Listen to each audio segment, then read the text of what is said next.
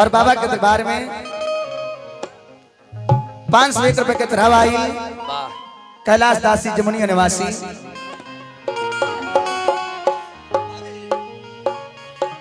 बोलिए सच्चे दरबार की तनी एक बार तनी सब लोग तनी पूरा पूरा हाथ खाई तब बाबा के दरबार में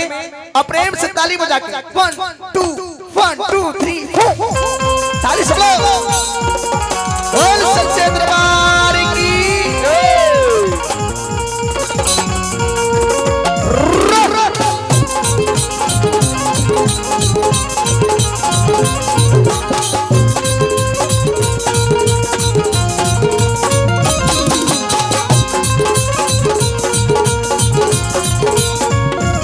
रहल बा धरती अंबर बोल बोल लोग जयकार रे मैया दुलारी पूजा रहल बा धरती अंबर बोल बोल लोग जयकार रे मैया दुलारी बोले सच्चे दरबार की जय मैया दुलारी बोली गाना बजर दरबार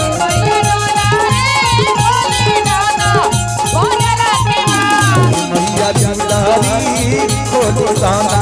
बजर दरबार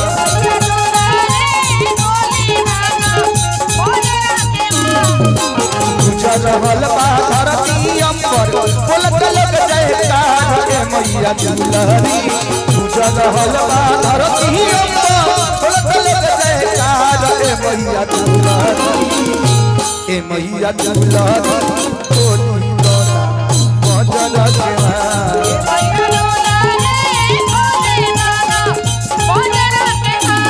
मैया दुलारी बोली गाना बजर दरबार ये मैया दुलारी बोली गाना बजर आ जाई तू आई हो तनी आ जाई तू आई हो तनी आ जाई तू कहिया था चल रहा निहारत दिल के साथ पूरा गई तू कहिया था चल रहा निहारत दिल के साथ पूरा गई माई हो तनी आवा माई हो तनी माई हो तनी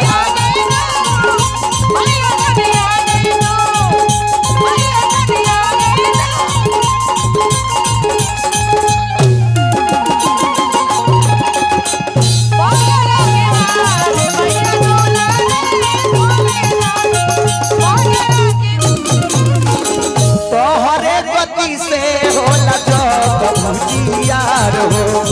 दर्शन खातिर देवत लोगवा कर ले गुहार हो हरि बोल तोहरे गति से होला जग उजियार हो दर्शन खातिर देवत लोगवा कर ले गुहार हो गादा धनुहिया तीर तीर सुलवा शोभे हाथ कतार रे मैया दुलारी गादा धनुहिया तीर तीर सुलवा शोभे हाथ कतार रे मैया दुलारी ए मैया दुलारी बोली गाना बजर दरबार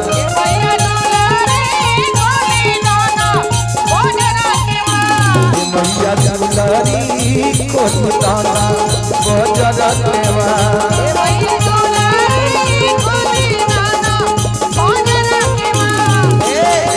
रहल बा धरती अंबर बोल बोल लोग जयकार रे मैया दुलारी पूजा रहल बा धरती अंबर बोल बोल लोग जयकार रे मैया दुलारी